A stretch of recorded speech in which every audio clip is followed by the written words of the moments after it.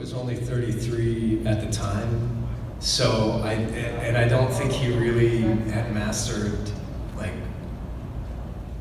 you know, an even tone through any of his productions. Like, they were kind of, like, there were always those moments in all those early Spielberg films where you're like, wait, what movie am I watching now? Suddenly I'm watching, you know,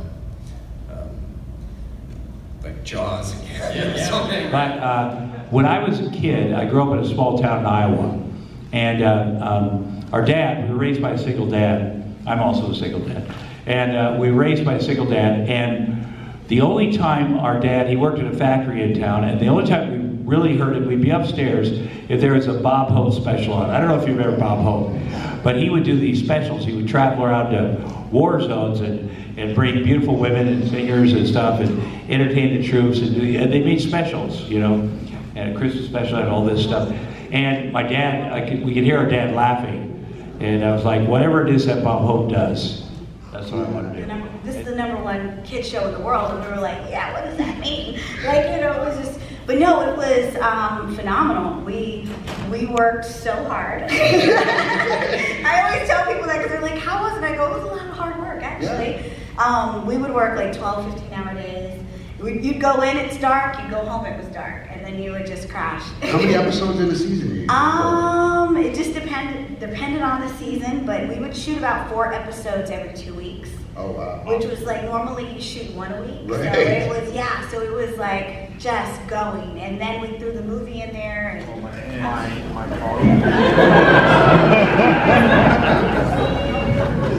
The day that I got a call from Wahoo McDaniel asking me to say, hi, my name is Wahoo McDaniel and I work for Bert Gagne of AWA. And we were wondering if you would like to come in for a meeting, and we would love for you to do an angle with Sherry Martel. I nearly lost it. I'm like, I am so green, I can't even tie my boots. But yeah, you never let them see you sweat. Right. So I'm like, oh yeah, I'm ready. I can do that. Sherry beat the crap out of me from pillar to pillar to pole to pole, literally. What I found out not too long ago is when we made the Texas Chainsaw Massacre remake, right after that they go, what do we next? They did Friday the 13th. Right after that they go, what do we next to do? So the remakes were done in the same order as the original ones, probably for the same reason.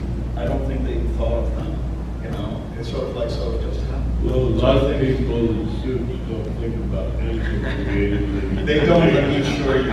They're just really lucky. I'm the ghost in Destiny, and I'm so proud to be part of that, you know? Eyes up, I live in your backpack. But that community is what keeps it, it's what keeps it going.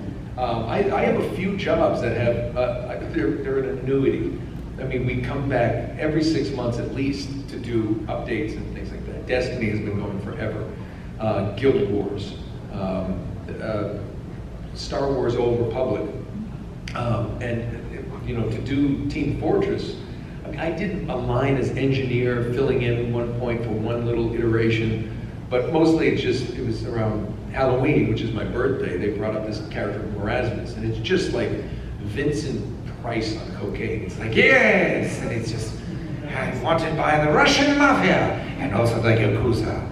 Don't forget the Chinese. He's just insane. So when you saw that sequence cut together for the first time, like you had no idea how it was going to look. Yeah, I just did we did 3 takes. I just danced my butt off, and then I was like, all right, they'll just take the best parts or the worst. Yeah. Those are the best parts, you guys. There's worse parts than that, where it's probably just like that. Just remember that this movie was shot on film. You know, so we only had a certain amount of cases to shoot. So the director was like, all right, let's rehearse this once more and then we'll just go because, you know, we only have this much minutes left. That's great.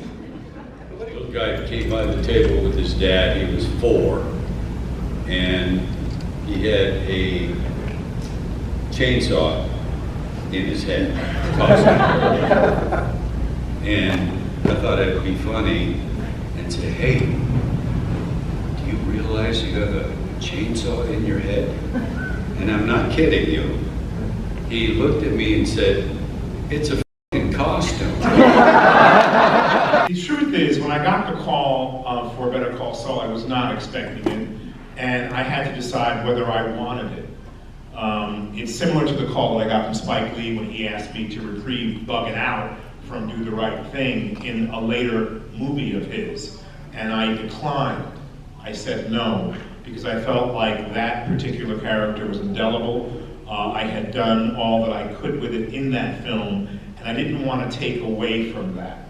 I had that same feeling when they called me for Saul. So I asked the same question I did as of Breaking Bad when they offered me the role after I auditioned. My question was, I want to speak to Vince Gilligan, the creator. And so I did the same thing because I wanted it to be a little more expansive. And Vince and I had a very long conversation. The show obviously is called Better Call Saul. Obviously they're bringing me in at the same timing that they brought me into Breaking Bad as the edge and the danger and all those things. Some of you may think that Walt is the danger. No, I am the danger.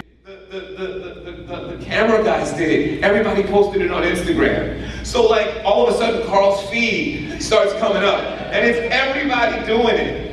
Then it got out there. Then people started photoshopping the soups in the same bedroom. They even photoshopped Anthony's dog. It was the funniest shit. Like literally like 50 pictures came out and then Carl got mad. Boola flopper bim bam, you know, I didn't know who they were, whether I liked them, or, you know, whether they were basically good people or not. So it was kind of weird, but fun to do, you know. Cool to be part of the Star Wars universe. I suppose I gave up after the fourth film. It was really the first film. It's great, but I also noticed in this movie that Ice-T was in it. He's very cool. Tell us about Ice-T. Yeah, I'm a fan of Rick and Morty, so when I went up to him, I was like, oh, did you know that the guys from Rick and Morty, like, impersonated you? And he was like, yeah, it's all in good fun, and like, he was a really cool guy. And even I'm also a fan of Night at the Roxbury, so when I saw Richard Grieco, I was like, it's Richard Grieco! And oh, in the 90s too, like, yeah, it was an interesting experience, not my favorite, but no, it's totally fine, but like, I can laugh about it now. But no, those guys in particular, especially Ice-T. And then, but you're also a musician, and your album, most recent one, What's Wrong, just came out recently, and you would think that with being a metal fan and interviewing all these metal musicians that your music would be metal, but it's not at all, and it's amazing actually. Like, it's very relaxing, soothing, like legit, like the kind of music you want to listen to when you're taking like a relaxing bath. Yes. What kind of guitar do you play? I play a jazz master, and it's beautiful. It's like a silver burst, I think. It's just incredible. But yes, I do love metal music, but I love all kinds of music. I love everything, 90s rap, everything. Yeah. Jazz, I go everywhere. So recently I've been listening to a lot of that type of genre, Radiohead, Elliott Smith, who I was named after me. And because like we're so proud of our kind, you know what I mean? Like we are, and I think it's like sometimes we've been used to sort of seeing our Canadians, our homegrown talent, go to the U.S. and you know get success that way. And like that's been one of the things that I've loved about Canada's Got Talent is I'm sure you guys also were watching AGT, everyone's BGT, but you're watching the Canadian that comes up like, oh yes, come on, you know. But now we have our own platform, and so like to be able to have a place to showcase our homegrown talent.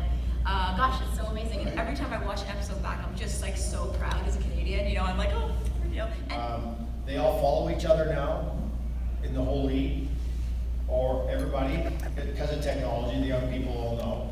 So there's not as much. Hate's a hard word. There's not as much that competitive because they all follow each other. They're all knowing what's going on, where it's going. Because I remember when I coached my son, he got drafted second round of Washington, plays in Hershey.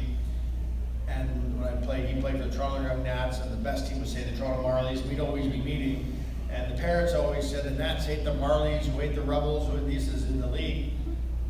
And then I talked to the kids, they don't hate anybody. Is there a question that you want to answer or wish that you would be asked that you have not heard?